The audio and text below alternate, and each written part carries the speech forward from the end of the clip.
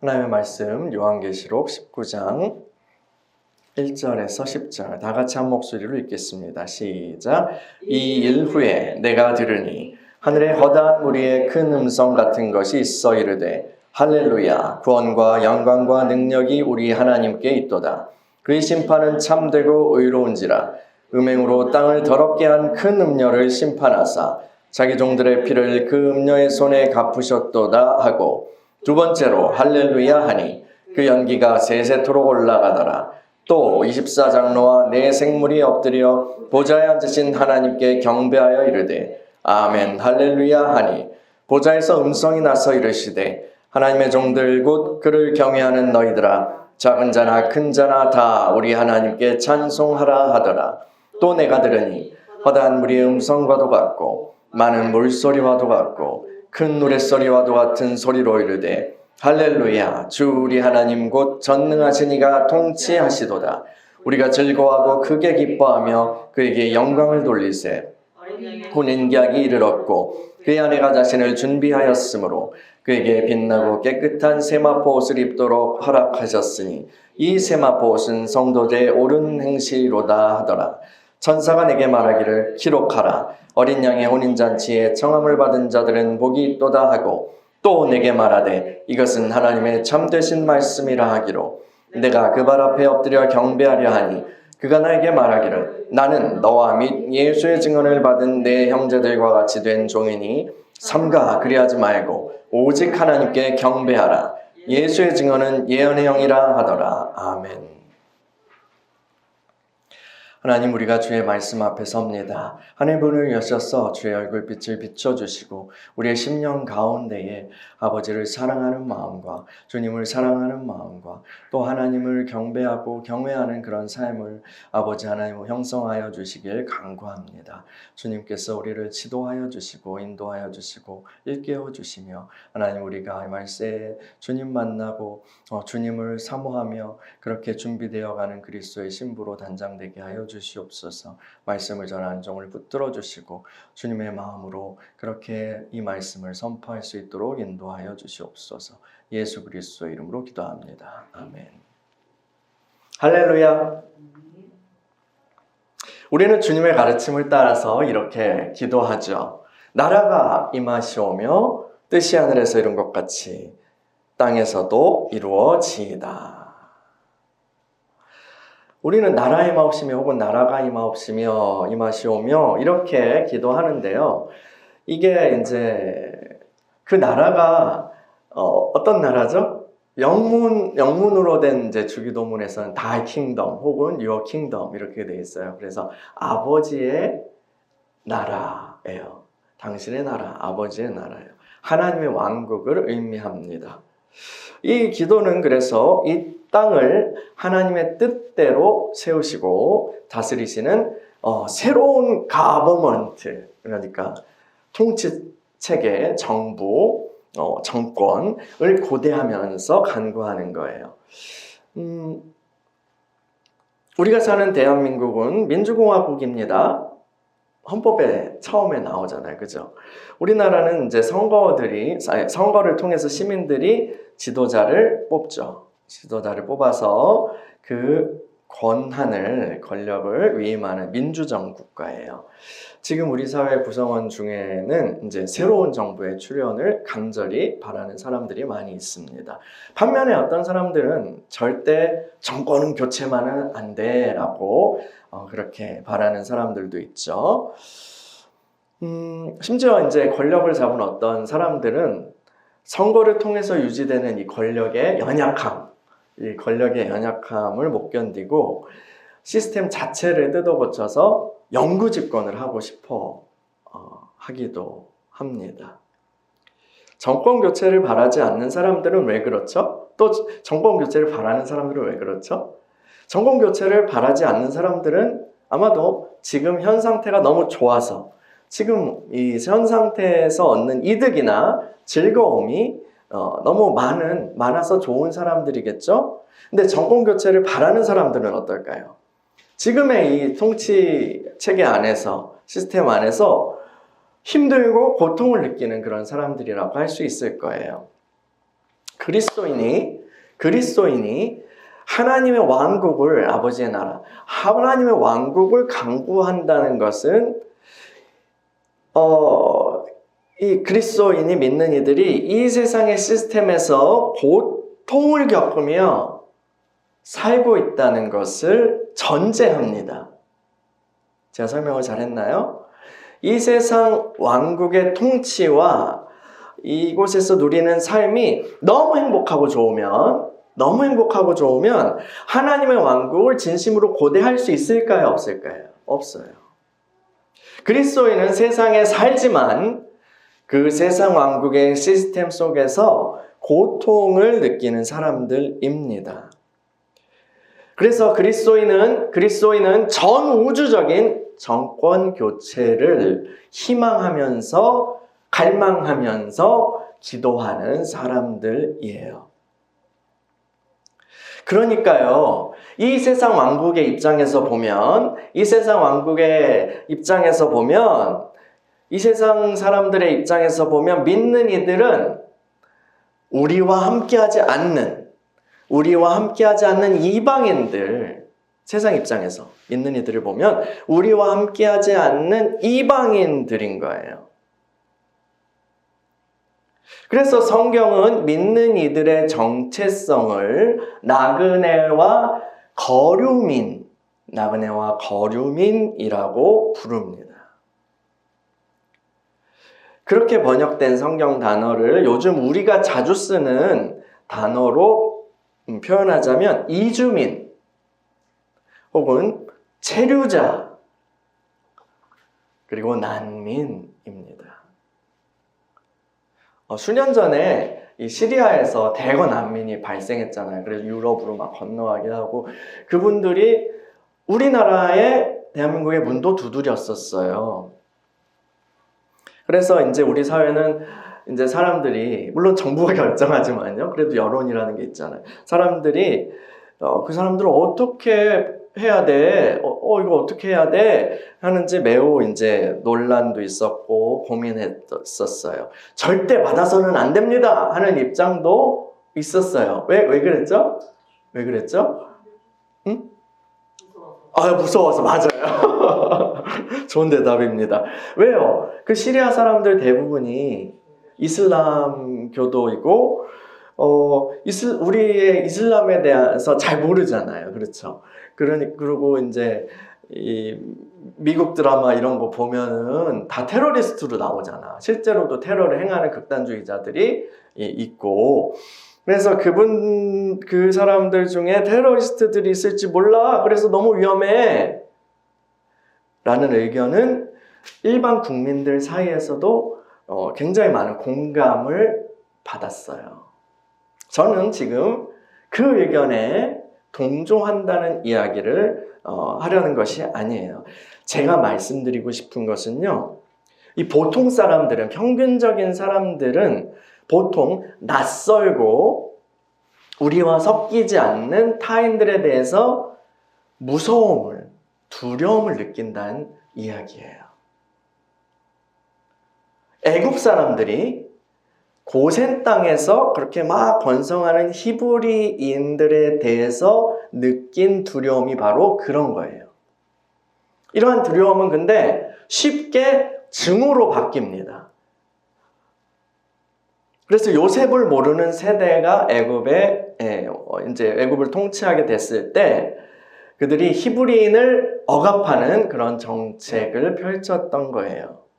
그래서 히브리인들은 차별과 억압과 노예 노동 속에서 고통을 겪게 됐죠. 그 힘든 그런 고통 속에서 그들이 하나님께 부르짖었어요. 하나님께서는 그 부르짖음을 들으시고 그 종 모세를 보내셨어요. 그래서 애굽과 그들의 신들을 심판하시고 이스라엘 백성을, 히브리인들을 구원하셨죠. 이스라엘은 이제 바로의 통치를 벗어나서 전혀 다른 통치 시스템을 가진 거룩한 나라로 부름을 받게 되었어요. 여러분, 이 출애굽 이야기는 그 자체로도 아주 감동적이지만 이 이야기는 하나님께서 하실 전 우주적인 그런 구원과 전 우주적인 그런 심판과 전 우주적인 정권 교체에 대한 그런 예표이고 예언입니다. 하나님께서 모세를 보내셔서 애굽의 압제에서 고통당하던 히브리인들을 구원하셨어요. 이처럼 하나님께서는 어린 양 예수 그리스도를 보내셔서 음녀 바벨론의 압제에서 고통당하는 하나님의 백성을 구출하실 것입니다. 하나님께서 애굽을 심판하셨던 것처럼 음녀 바벨론, 즉 세상 왕국 전체가 심판을 받고 멸망하게 될 거예요.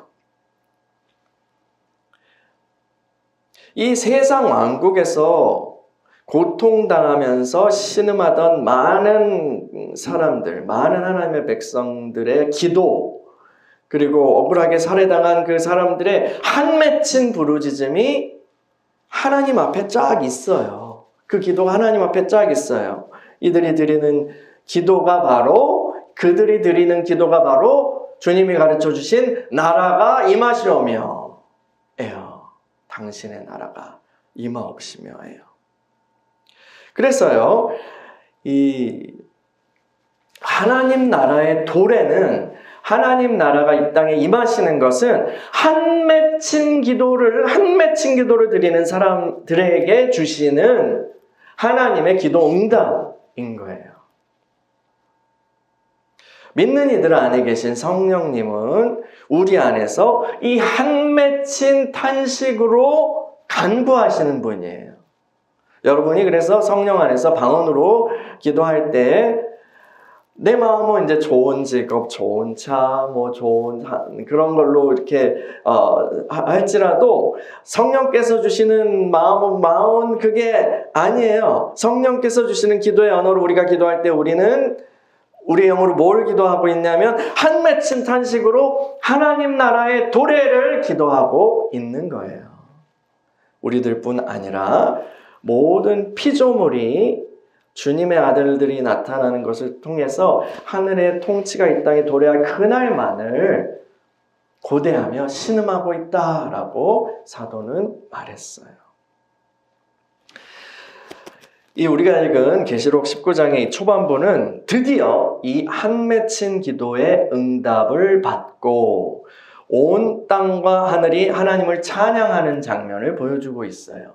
이제 기도 응답이 되고 찬양하는 장면을 보여주고 있어요. 요한계시록 19장 1에서 5절을 읽어볼게요. 1에서 5절 시작. 이 일 후에 내가 들으니 하늘에 허다한 무리의 큰 음성 같은 것이 있어 이르되 할렐루야 구원과 영광과 능력이 우리 하나님께 있도다.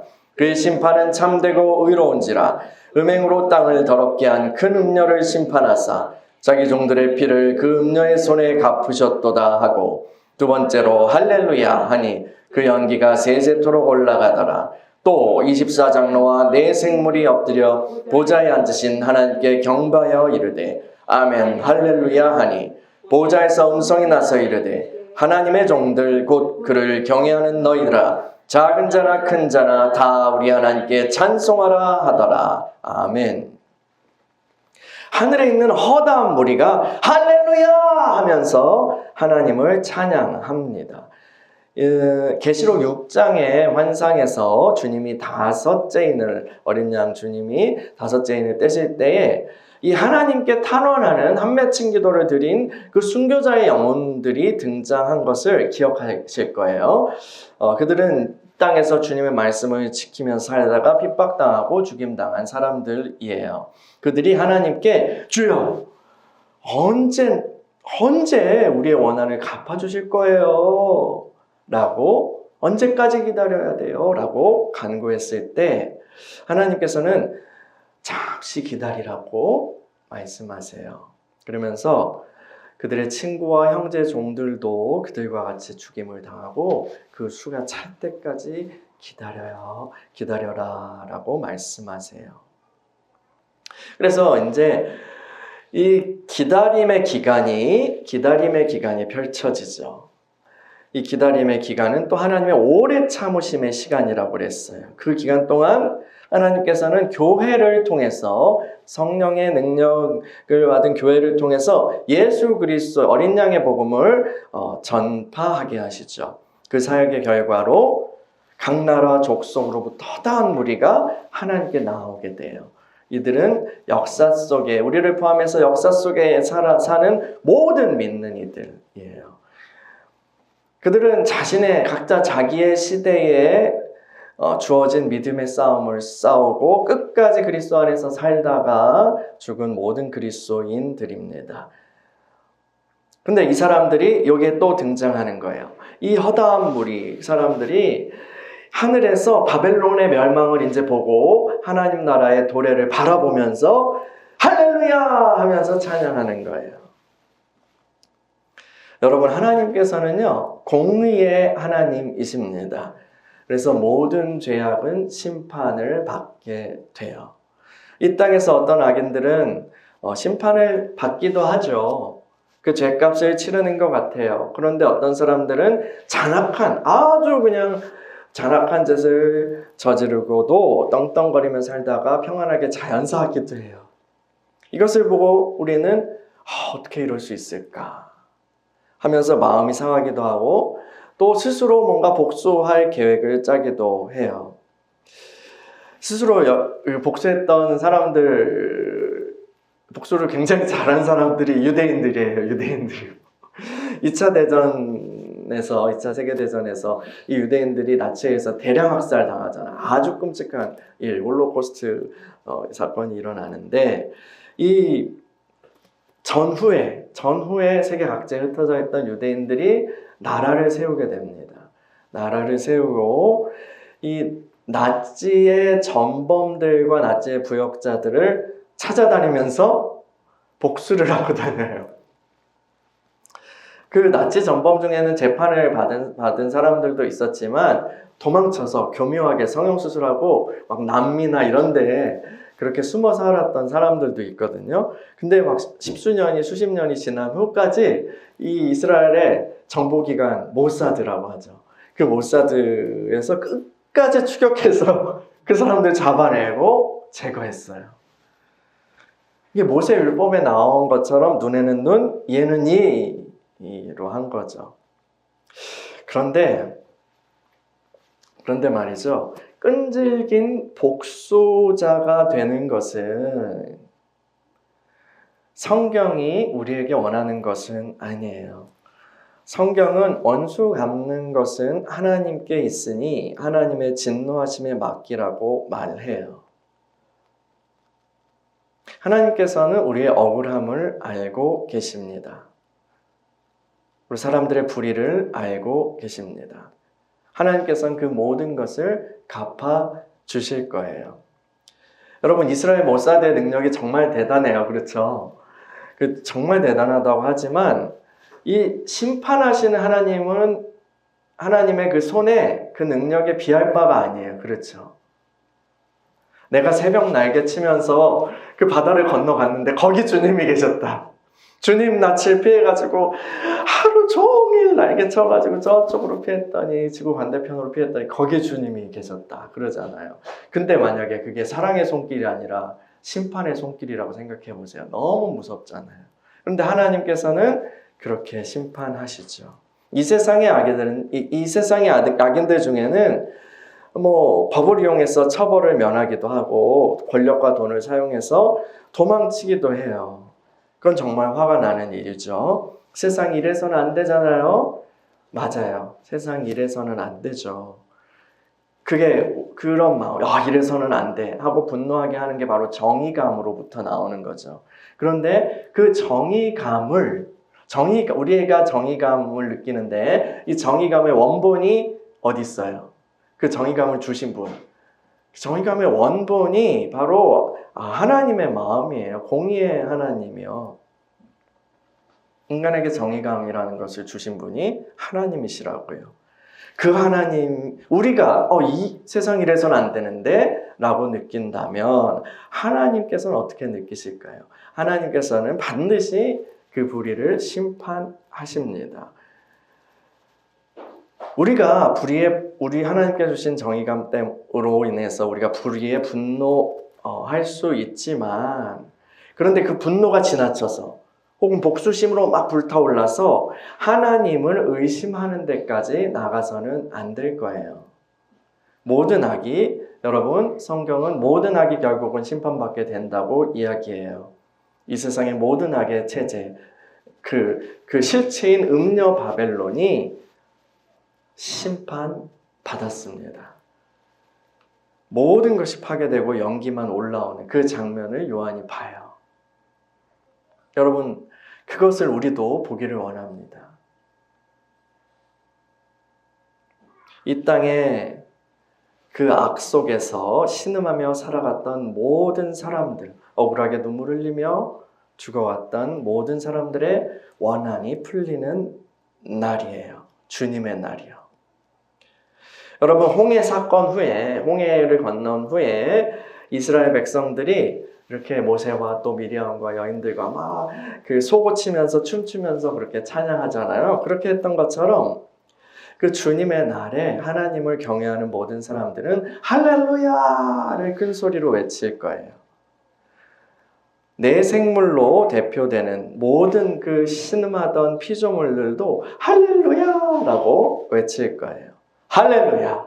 여러분, 정말로 그날에 찬양하는 사람들 가운데 저와 여러분들도 있기를 원합니다. 연기가 펄펄펄펄, 다망에서 연기가 펄펄펄펄 나는 바벨론이었던 그곳에 우리가 그곳에서 발견돼서는 안 될 것입니다. 할렐루야. 여러분, 요한이 보여준 이 승리를 바라보십시다. 이것은 장차 일어날 일이지만 반드시 일어날 일입니다. 이것은 확정된 미래입니다. 우리는 이 놀라운 엔딩을 알고 살아가는 사람들입니다. 1945년 8월 15일에 일본 일제가 무조건 항복을 선언하죠. 그리고 우리나라가 이제 해방돼요. 조국이 해방되었을 때 우리 조상들은 거리로 뛰쳐나와서 만세! 하고 외쳤어요. 그리고 일본에 붙어서 기득권과 이득을 취하던 사람들은 두려워 떨었죠. 그들은 말하죠. 하루아침에 일본이 망할 줄이야. 난 전혀 몰랐어요. 1945년에 광복이 일어나기 전에 아직 일본 제국의 권세가 창창할 때에 그때부터 우리 조상들은 미리 해방을 선포하면서 만세를 불렀어요. 3.1절, 3.1운동이 바로 그것이죠. 그 만세를 부른 까닭에 어떻게 됐어요? 많은 사람들이 핍박을 당하고 목숨을 잃었잖아요. 그 후에 계속해서 타협하는 사람도 있지만 끝까지 항거한 사람들도 있었어요. 여러분, 그 문어의 꿈 노래 아시죠? 나는 문어, 이 노래 애들이 좋아하는데요. 그 가수 안예은 씨가 부른 또 다른 노래가 있어요. 8호 감방의 노래라는 곡이 있습니다. 이 노래의 이 가사는 3.1운동 당시에 체포돼서 서대문 형무소에 갇혔던 몇몇 젊은 여성들이 만들어 불렀던 두 노래 가사를 합친 거예요. 그 가사를 한번 읽어드릴게요. 전중이 일곱이, 전중이는 감방 있는 죄수를 낮춰 부르는 말이래요. 전중이 일곱이 진흙색 일복 입고 두 무릎 꿇고 앉아 주님께 기도할 때 접시 2개 콩밥덩이 창문 열고 던져줄 때 피눈물로 기도했네. 피눈물로 기도했네. 피눈물로 기도했네. 대한이 살았다. 대한이 살았다. 산천이 동하고 바다가 끓는다. 에헤이, 대헤이, 에헤이, 대헤이. 대한이 살았다. 대한이 살았다.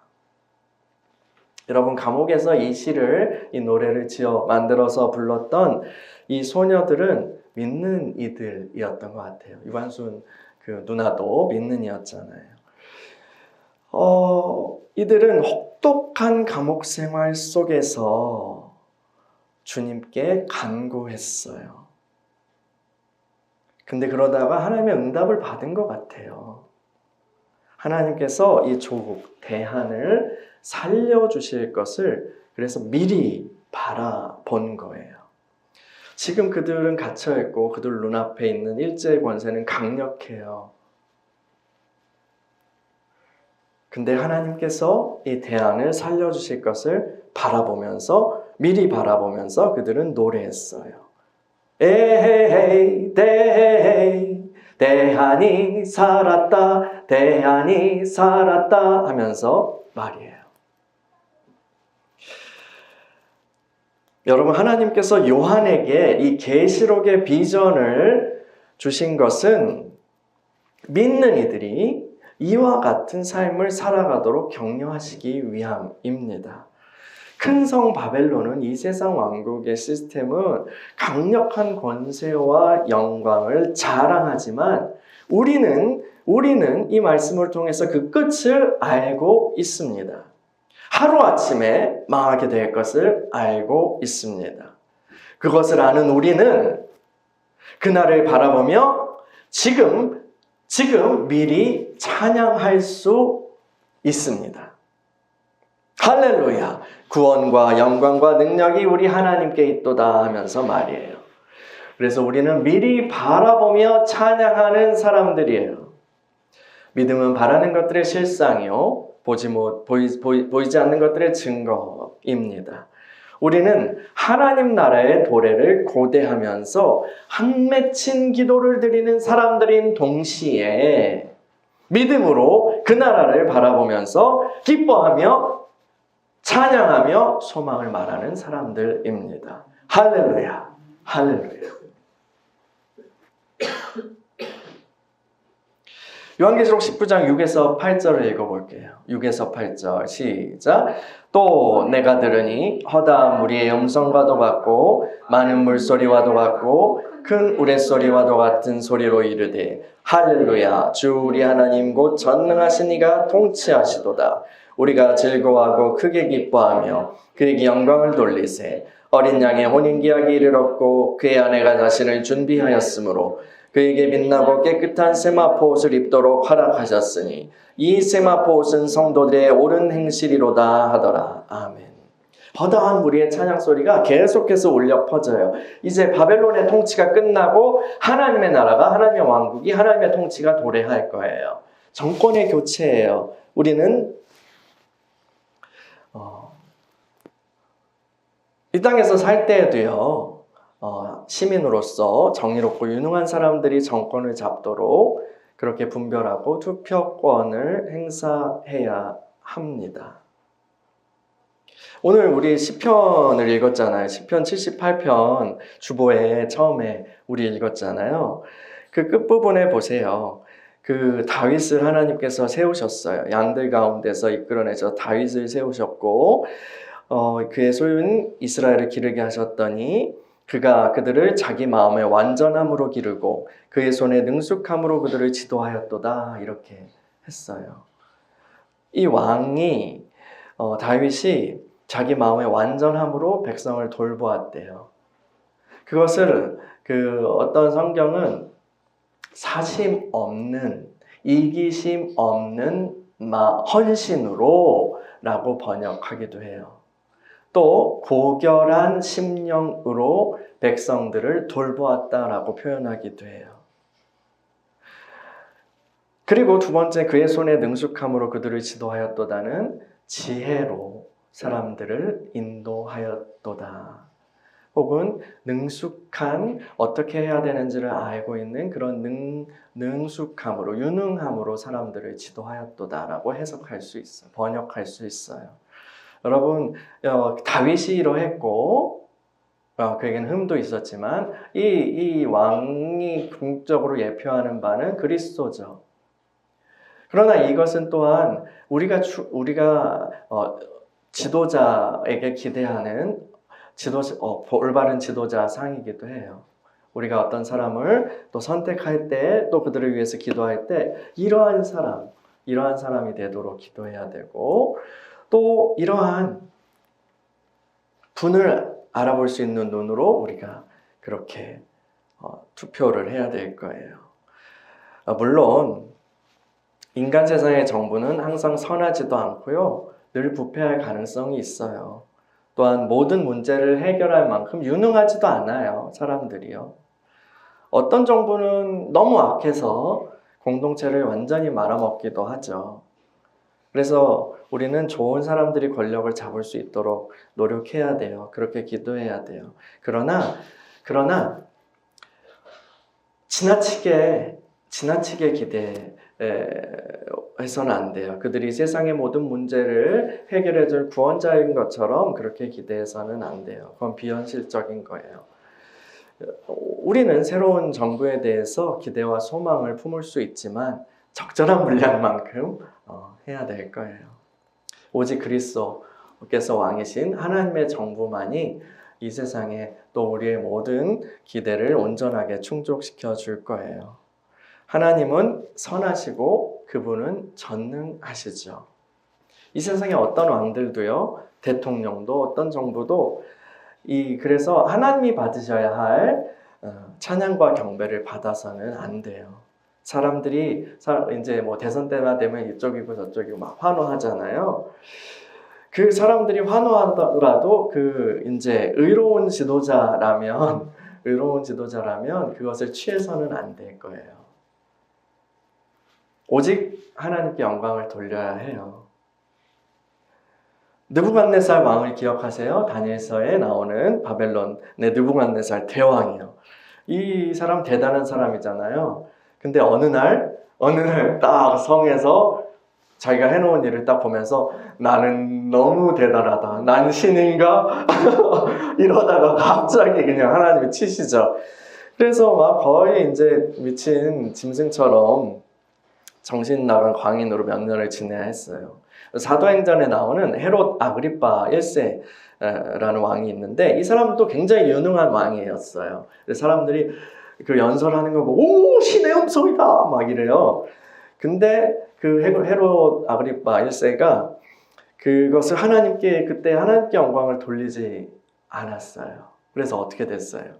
아주 끔찍한 질병, 성경에서는 벌레에 먹혀 죽으니라. 벌레에 먹혀 죽었대요. 뭐 기생충이나 아니면 뭐 어떤 다른 걸 수도 있겠죠.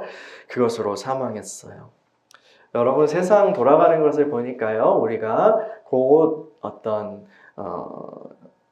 대통령 선거를 치를 것 같아요. 하나님께서 우리나라를 긍휼히 여기셔서 좋은 분이 대통령이 되었으면 좋겠어요. 좋은 정부가 구성됐으면 좋겠어요. 그래서 그분을 통해서 이 나라의 상처가 회복되기를 간구합니다. 어떤 분이 되든 또 잘할 수 있도록 계속해서 기도해야 될 거예요. 특별히 우리 시편 말씀처럼 그렇게 어질고 유능한 사람을 하나님께서 세워주신다면 우리나라에겐 정말 복이겠죠. 근데 그분이 잘하게 되더라도 스스로 영광을 취하지 않고 하나님께 영광을 돌리는 것을 잘하도록 그것을 위해서도 기도해야 할 것입니다. 여러분 하나님 나라의 도래를 막 찬양하다가요, 혼인잔치 얘기가 나오잖아요. 혼인잔치 얘기가 나와요. 그래요. 하나님 나라의 도래는 정치에 대한 이야기일 뿐 아니라 동시에 사랑 이야기예요. 사랑 이야기요.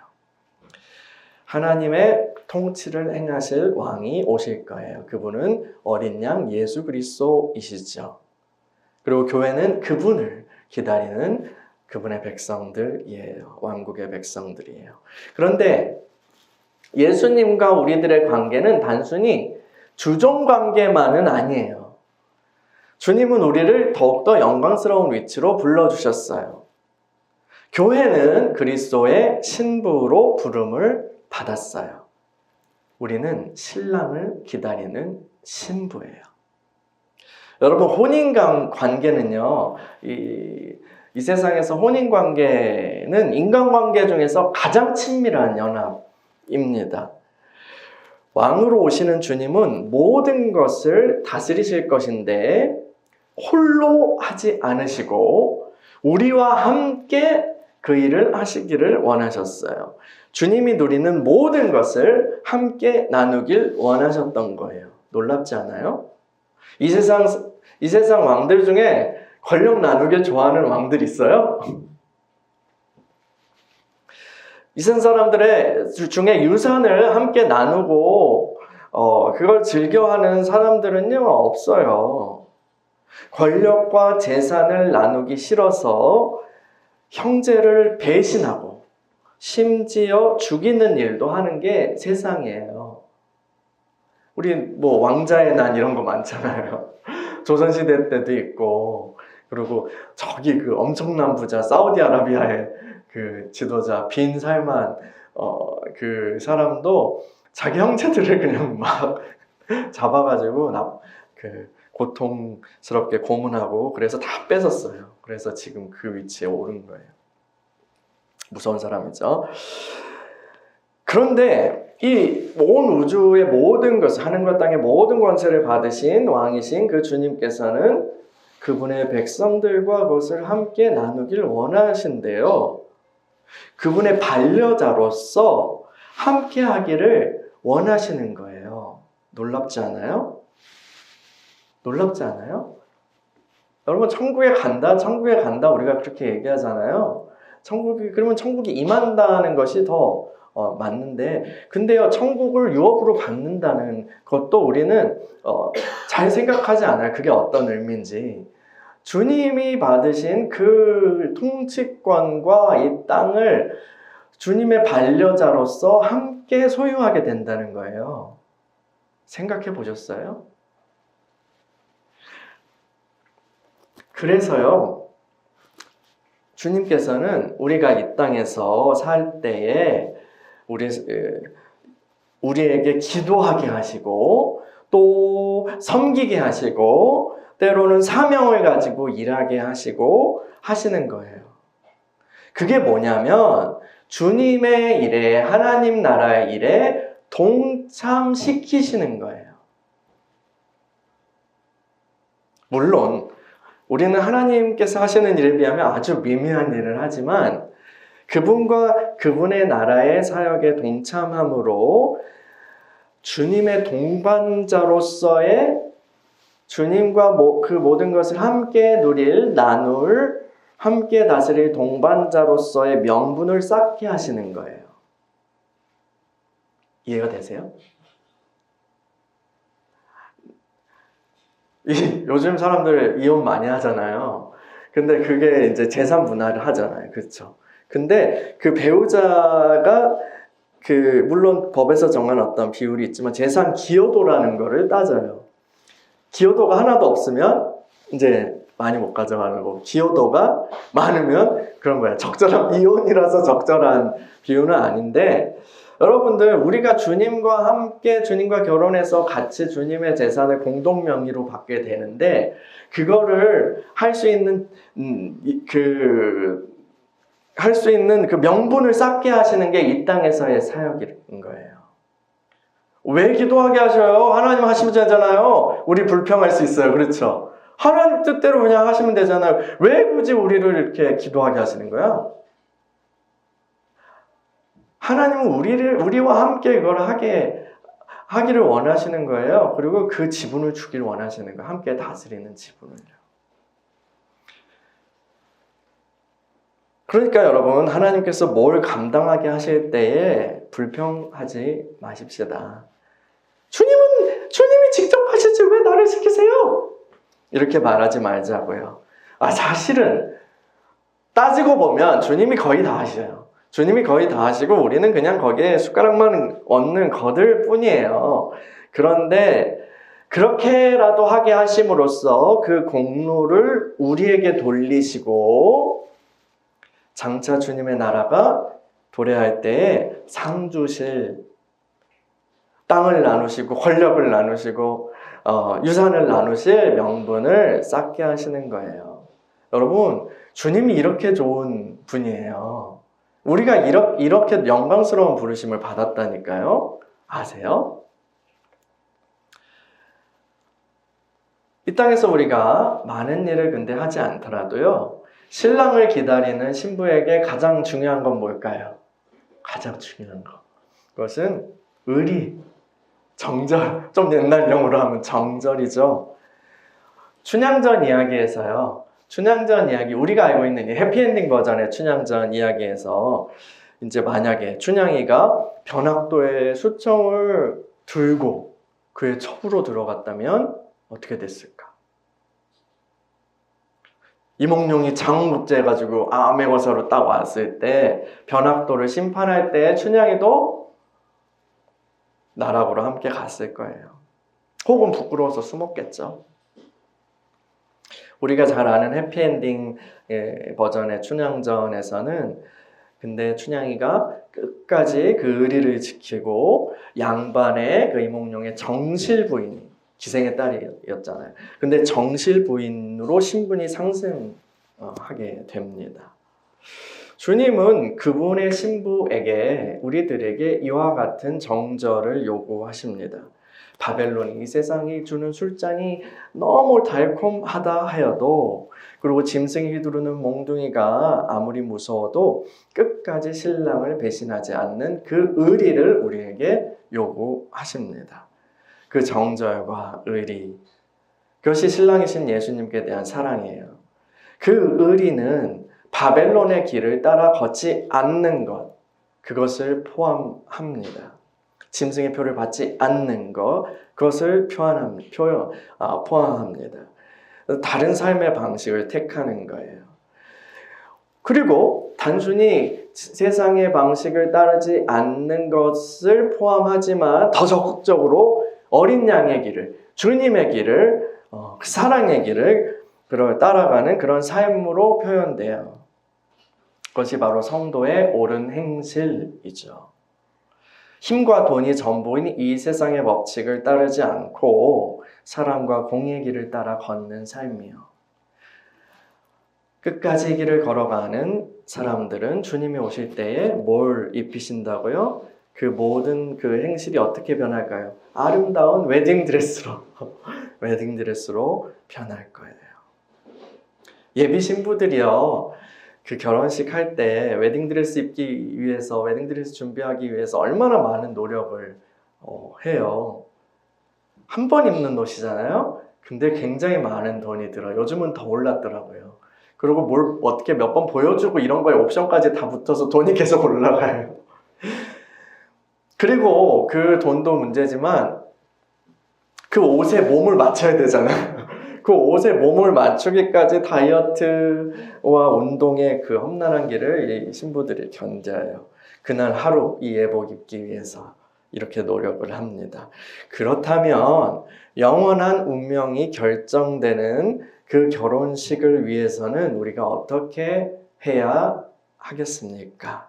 흠없고 점없는 아름다운 신부로 주님 앞에 서는 것은 자동적으로 이루어지지 않습니다. 물론 하나님의 은혜로 이루어지는 것이지만 자동적으로 이루어지는 것이 아닙니다. 우리는 다이어트도 하고 메이크업도 하고 드레스도 마련해야 돼요. 이 점에서 여성들이 더 유리하겠네요. 그렇죠? 해봤잖아요. 남자들은 요즘은 근데 하기도 하죠. 근데 이게 주님을 위해서 다이어트하고 메이크업하고 드레스도 마련하는 건 뭘까요? 모든 무거운 짐과 얽매이기 쉬운 죄를 벗어버리고 성령의 열매와 같은 성품을 가지고 또 옳은 행실로 주님께 나아가는 것입니다. 여러분은 이러한 신부 단장을 잘 하고 계신가요? 신랑이신 주님 만날 준비 되셨어요? 마지막 부분 읽어볼게요. 요한계시록 19장 9에서 10절이요. 시작. 천사가 내게 말하기를 기록하라. 어린 양의 혼인잔치에 청함을 받은 자들은 복이 있도다 하고, 또 내게 말하되 이것은 하나님의 참되신 말씀이라 하기로 내가 그 발 앞에 엎드려 경배하려 하니, 그가 나에게 말하기를 나는 너와 및 예수의 증언을 받은 내 형제들과 같이 된 종이니 삼가 그리하지 말고 오직 하나님께 경배하라. 예수의 증언은 예언의 영이라 하더라. 아멘. 이 영광스러운 계시를 듣고 황홀해하는 요한에게 이 천사가 나와서 말해요. 기록하라. 어린 양의 혼인잔치에 청함을 받은 자들은 복이 있도다. 이것은 하나님의 참되신 말씀이다. 요한은 이때 너무 큰 은혜를 받은 것 같아요. 너무 큰 은혜를 받아서 그 메시지를 전하는 천사에게 엎드려 절을 하려고 했어요. 근데 천사는 그를 만류하죠.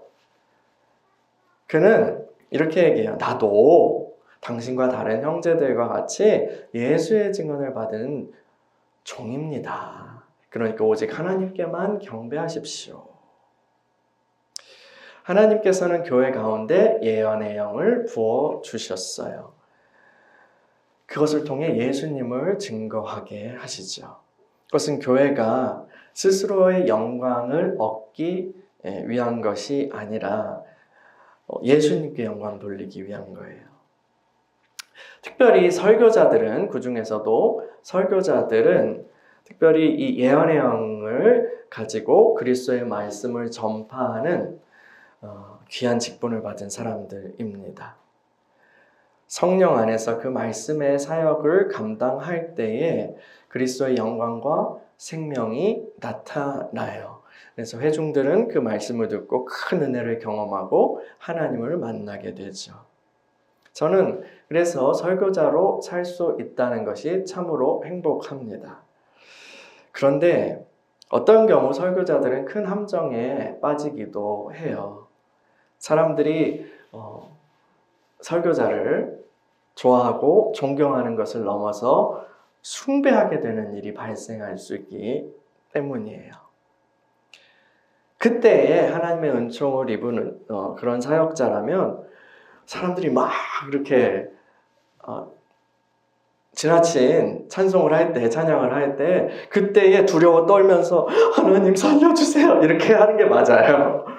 이러면 안 돼. 하나님 살려주세요. 기도해야 돼요. 그리고 오직 주님께만 영광을 돌려야 돼요.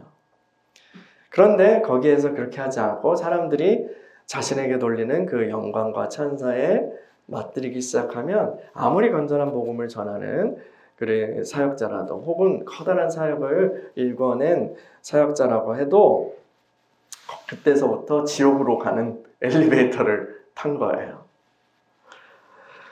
물론 세상에서요, 또 교회 안에서 섬기는 그런 사람들 많잖아요. 섬기는 사람들, 특별히 지도자들에 대해서 감사와 존경과 격려와 응원을 보내는 것은 좋은 일입니다. 저도 격려와 응원이 필요합니다. 그런데 우리는 너무도 쉽게 우상숭배에 빠지게 돼요. 보이지 않는 하나님보다 눈에 보이는 어떤 무엇에 사로잡히기 쉬운 습성을 우리가 갖고 있기 때문이에요. 우리는 그래서 늘 그것을 경계하면서 살아야 돼요. 오직 하나님께만 영광을 돌리며 살아야 돼요. 내가 뭔가를 잘했을 때, 아이고 잘했다 할 때에도 오직 하나님께만 영광을 돌립니다라고 우리가 입버릇처럼 말하는 것이 중요해요. 물론 중심으로 해야겠죠. 이 24장로들은요, 주님께 받은 면류관, 그 관을 다시 주님께 벗어드리면서 주님을 경배해요. 오늘 우리도 그렇게 해야 마땅합니다. 오직 주님만 찬송하고 주님께 영광 돌리는 저와 여러분들이 되기를 소망합니다. 함께 기도하겠습니다.